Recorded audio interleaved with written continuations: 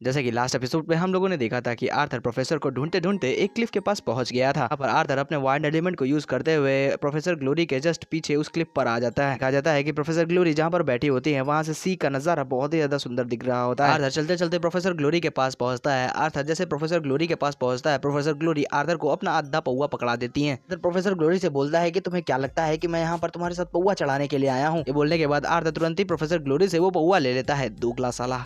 Arthur वो पौवा लेते साथ ही पूरा का पूरा एक ही बार में गटक जाता है और वो प्रोफेसर ग्लोरी के पास जाकर बैठ जाता है। इसी तरीके से आर्थर और प्रोफेसर ग्लोरी की वहाँ पर बातें चालू होती हैं, जिसे हमें डीप में जानने की कोई जरूरत नहीं है। आर्थर प्रोफेसर ग्लोरी से उसके जीरस एकेडमी छोड़ने के बाद जीरस एकेडमी में क्या क्या हुआ था इसके बारे में वो प्रोफेसर ग्लोरी से पूछता है, जिसमें पहले प्रोफेसर ग्लोरी बोलती है कि वो क्या करेगा इन बातों को जानकर, पुरानी बातों पर मिट्टी डालो। लेकिन आर्थर जब प्रोफेसर ग्लोरी को थोड़ा फोर्स करता है तब मजबूरन प्रोफेसर ग्लोरी को सब कुछ बताना पड़ता है। प्रोफेसर ग्लोरी से आर्थर को पता चलता है कि उसके बहुत से फ्रेंड उसी इंसिडेंट के अंदर मारे गए थे। कुछ जो जिंदा बच गए थे वो किस हालत में जिंदा बचे हैं इसके बारे में भी प्रोफेसर ग्लोरी को भी पता नहीं। ये सुनकर आर्थर भी बहुत ही ज्यादा शॉक हो जाता है। इसके साथ ही साथ प्रोफेसर ग्लोरी बताती हैं कि काय क्रिस्टलेस ही वही बंदा था जो वाइत्रास के साथ मिला हुआ था और एल्जा के किडनैपिंग के पीछे भी इसी बंदे का हाथ है। ये सुनकर आर्थर बहुत ही ज्यादा शॉक हो जाता है और बहुत ही ज्यादा गुस्से में आ जाता है। प्रोफेसर ग्लोरी बताती हैं कि कुछ ही ऐसे ट्रेटर्स को पकड़ा गया है, बाकी सारे के सारे उन हुडी वाले लोगों के साथ भाग गए थे। आर्थर गुस्से में अपनी मुट्ठी भींचते हुए अपने मन के अंदर बोलता है कि मैं अक्सर करके अपने पुरानी मेमोरीज को भूलने की कोशिश करता हूँ, लेकिन यही वो मेमोरीज है जो मुझे इस वर्ल्ड में मुझे क्या बनना है इस चीज के लिए मुझे सीख देती है और मैं अब अपने वही पुराने सेल्फ में वापस जाना चाहता हूँ। वही कोल्ड पर्सन जिसके पास कोई भी इमोशन नहीं है, जिसके फैसलों के बीच में कोई भी जज्बात नहीं आते। इसी तरीके से वो दोनों लोग एक दूसरे के साथ कुछ पुरानी बातें करने लगते हैं, जिसमें प्रोफेसर ग्लोरी थोड़ी इमोशनल हो जाती है। इसी बीच आर्थर सिल्विया से बोलता है अब वो इस जगह पर थोड़ी नजर रखेगी। आर्थर की बात सुनते साथ ही सिल्विया ट्रांसफॉर्म हो जाती है और उस एरिया पर निगरानी रखने के लिए और उस एरिया पर नजर रखने के लिए उड़ते हुए वहां से निकल जाती है। आर्थर भी वहां से उठ जाता है और वो प्रोफेसर ग्लोरी से बोलता है रात तो बहुत ही ज्यादा अच्छी है और सोल्जर्स भी रुकने का नाम नहीं ले रहे, क्या तुम मेरे साथ चलोगी? ये बोलकर आर्थर प्रोफेसर ग्लोरी की तरफ अपने हाथ को करता है।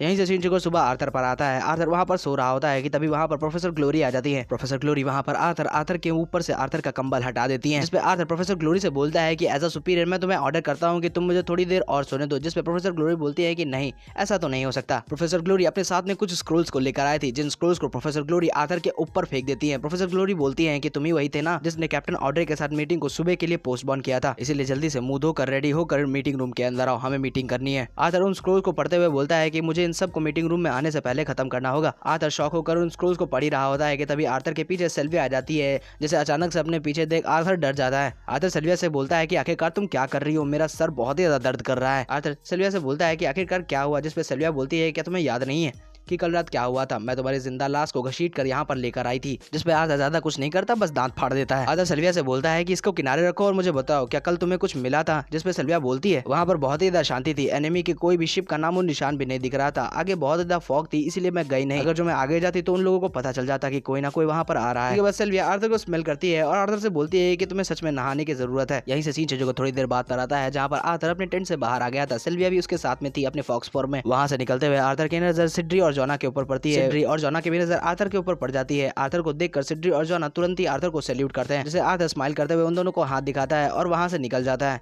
थोड़ी देर बाद आर्थर मीटिंग रूम तक पहुंच गया था, जहां पर कैप्टन ग्लोरी कैप्टन आउड्रा के साथ बात कर रही होती है। अंदर आते साथ ही ग्लोरी कैप्टन आउड्रा को आर्थर के साथ इंट्रोड्यूस कराती है। वहीं पर हमें सेकंड डिवीजन के कैप्टन आउड्रे को दिखाया जाता है, जो कि एक एल्फ होते हैं। कैप्टन आउड्रे और आर्थर एक दूसरे के साथ हाथ मिलाते हुए एक दूसरे को इंट्रोड्यूस करते हैं, जिसके तुरंत ही बाद कैप्टन ग्लोरी मेरी डिवीजन ने पहले से ही क्लिफ के ऊपर अपने कैंप को बना लिया है, यह बेहतर होगा कि हम अपने डिवीजन के सारे सोल्जर्स को एक दूसरे के साथ इंट्रोड्यूस करा दें। जिसपे ग्लोरी बोलती है कि मैं आपकी बात से एग्री करती हूँ, मैं जितनी जल्दी हो पाए इस चीज का बंदोबस्त कराती हूँ। ग्लोरी आर्थर से बोलती है कि जनरल डिवाइन आपके हिसाब से सबसे ज्यादा बेहतर तरीका क्या होगा कि हम अपनी फोर्स को किस रूप में डिवाइड करें? जिसपे कैप्टन आउड्रा बोलते हैं डिवाइड, आखिरकार हमें अपने सोल्जर्स को डिवाइड करने की जरूरत ही क्या है? हमारे सारे के सारे सोल्जर्स किसी भी तरीके के अटैक के लिए तैयार हैं। जिसपे ग्लोरी बोलती है कि कैप्टन आउड्रे जनरल डिवाइन के ऊपर हमारी सारी की सारी डिवीजन को इंश्योर किया गया है, इसलिए हमें इसके बारे में उनका पर्सपेक्टिव जरूर सुनना चाहिए। जिसपे कैप्टन आउड्रे एक फुग्गी सी स्माइल देते हुए बोलते हैं कि जनरल डिवाइन को इसलिए यहाँ पर रखा गया है कि वो इस चीज को इंश्योर करे कि हमारी डिवीजन अटैक के लिए प्रिपेयर है या नहीं, लेकिन इन्हें इस बात का पता होना चाहिए कि हम कैप्टन को अपनी सारी की सारी डिवीजन के बारे में सबसे ज्यादा पता होता है। सिल्विया गुस्से में उस कैप्टन को देखते हुए बोलती है कि मुझे इसे थप्पड़ मारने का दिल कर रहा है। आर्थर वहां से जाते हुए बोलता है कि देखने से लग रहा है कि मेरी यहाँ पर कोई भी जरूरत नहीं है, इसलिए मैं चाय पीने के लिए जा रहा हूँ। उसे वहां से जाता देख कैप्टन ग्लोरी आर्थर से कहती है कि आर्थर क्या तुम्हें कुछ कहना नहीं है? जिसपे आर्थर बोलता है कि अगर जो मेरी मानो तो फिर अपनी सारी की सारी फोर्स को एक जगह पर इकट्ठा कर रखना, कोई वॉइस मूव नहीं है। जो सुनकर कैप्टन आउड्रे थोड़ी जोर आवाज में आर्थर से बोलता है कि वेस्टर्न कॉस्ट के छोड़ के हम लोग आखिरी डिफेंस लाइन है जिन्हें अलासिया के शिप्स के लिए रखा गया है, अगर जो वो लोग ओशन से नहीं आएंगे तो आखिरकार वो लोग कहाँ से आएंगे? जो सुनकर आर्थर बोलता बोलता है, कैप्टन आउटरे मैं आपसे यहाँ पर थोड़ा सामाजिक होकर बात कर रहा हूँ। जैसा कि आपने कहा कमांडर वेरिन ने मुझे यहाँ पर वर्स्ट केस सिनेरियो के लिए भेजा है, हालात बद से बदतर ना हो इसलिए भेजा है, इसीलिए मैं यहाँ पर उसी तरीके से सोच रहा हूँ और मैं आपको सजेस्ट करना चाहूंगा कि आप मुझे बातों के साथ कंफ्यूज करने की कोशिश ना करें। क्या तुम समझ गए? ये बोलते हुए आर्थर अपने बहुत सारे ऑरा को रिलीज कर रहा होता है। कमांडर वेरिन ये देखकर बहुत ज्यादा घबरा जाते हैं। वो बोलते हैं कि मैं समझ गया। इस पे आर्थर बोलता है समझ गए तो अच्छा है, वैसे भी मुझे तुम्हारे फैसलों के अंदर अपनी टांग अड़ाने का कोई शौक नहीं है, इसलिए मैं यहाँ से जा रहा हूँ। आर्थर जैसे ही उस टेंट से बाहर निकलने लगता है तभी आर्थर को कुछ लोगों की जोरों से चीखने की आवाज सुनाई पड़ती है। आर्थर बाहर आता है तो वहाँ की हालत देखकर आर्थर और सिल्विया दोनों लोग बहुत ही ज्यादा शॉक हो जाते हैं। केवल वही दोनों नहीं, पूरा का पूरा कैंप शॉक होकर ऊपर की तरफ देख रहा होता है। वहीं पर हमें दिखा जाता है कि ऊपर से एक कटा हुआ हाथ आ रहा होता है जो आकर डायरेक्ट उन लोगों के बीच गिरता है, जिसे देखकर आर्थर तुरंत ही सभी लोगों को बैटल के लिए तैयार होने के लिए बोलता है। आर्थर जोर से सभी लोगों को लड़ने के लिए प्रिपेयर होने के लिए बोलता है। सुनकर सभी के सभी लोग अपने वेपन को लेकर लड़ने के लिए तैयार हो जाते हैं। आर्थर उस कटे हुए हाथ पर लगे हुए आर्मर को देखते हुए बोलता है कि कैप्टन आउटरे ये तुम्हारी डिवीजन के सोल्जर्स का आर्मर है ना? तुम तो कह रहे थे कि तुम्हारे सोल्जर्स क्लिफ के ऊपर कैंप करे हुए हैं। आर्थर की बात सुनकर तुरंत ही कैप्टन आउटरे वहां से जाने लगते हैं, लेकिन आर्थर उनके हाथ को पकड़कर वहीं पर रोक लेता है।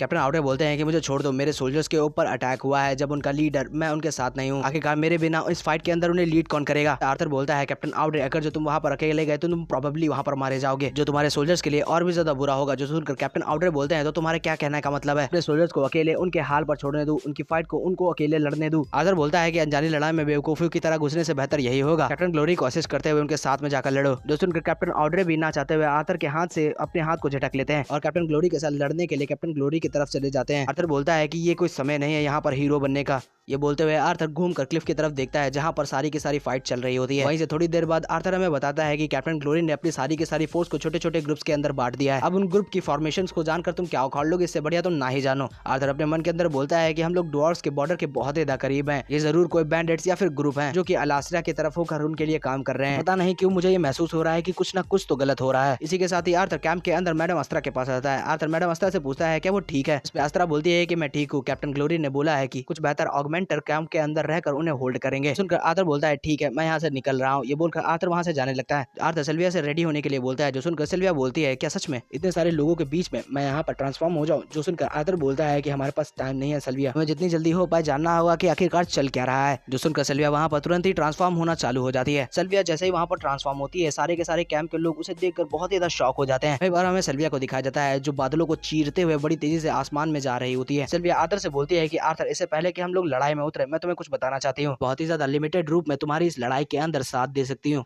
जो सुनकर आर्थर थोड़ा कंफ्यूज होते हुए बोलता है क्या तुम असुरास की ट्रीटी के बारे में बात कर रही हो? जिस पे सिल्विया बोलती है कि एल्डर ने मुझे इसके बारे में पहले ही वार्न कर दिया था, लेकिन ये चीज थोड़ी उससे ज्यादा है। सिल्विया हमें बताती है कि उसके ग्रैंडपा लॉर्ड इंद्रात ने उसको कुछ ऐसे अवेकनिंग प्रोसेस से गुजारा है जिसके बारे में हमें भी यहाँ पर नहीं बताया गया। हमें केवल इतना पता है कि जब तक सिल्विया अपने पूरी तरीके से एथर पावर को एक्टिवेट नहीं कर लेती तब तक वो अपनी पावर को लिमिटेड ही रूप में यूज कर सकती है। सिल्विया बोलती है कि मैं इसके बारे में तुम्हें पहले ही बता देना चाहती थी लेकिन मैं नहीं बता पाई, इसके लिए मुझे माफ कर दो। इस पे आर्थर बोलता है कि तुम माफी मत मांगो, मैंने भी पहले इस चीज को रियलाइज नहीं किया था कि तुम इतने ज्यादा क्रूअल ट्रेनिंग प्रोसेस से गई हो। इसी बीच वो दोनों लोग बैटल ग्राउंड पर पहुंच गए थे जहां पर फाइट चल रही थी। आर्थर नीचे के हालात और जो लोग लड़ रहे थे उन्हें देखकर बहुत ही ज्यादा हैरान हो गया था। वहां पर उसके सोल्जर्स के सर को उसके धड़ से फाड़कर अलग करा जा रहा था, जो कि कोई बैंडेड या फिर कोई ग्रुप नहीं था बल्कि अलास्ट्रिया की पर्सनल आर्मी थी। उन्हें देखते हुए सिल्विया हैरान होते हुए बोलती है कि आखिरकार ये लोग यहाँ तक पहुंचे कैसे? वहां पर समुद्र के किनारे तो कोई भी शिप नहीं थी। आर्थर सिल्विया से बोलता है कि सिल्विया प्लान में थोड़ी चेंजिंग हो रही है, मैं फाइट के अंदर उतर रहा हूँ। आर्थर सिल्विया को वहां पर कुछ प्लान बताता है, जो सुनकर सिल्विया बोलती है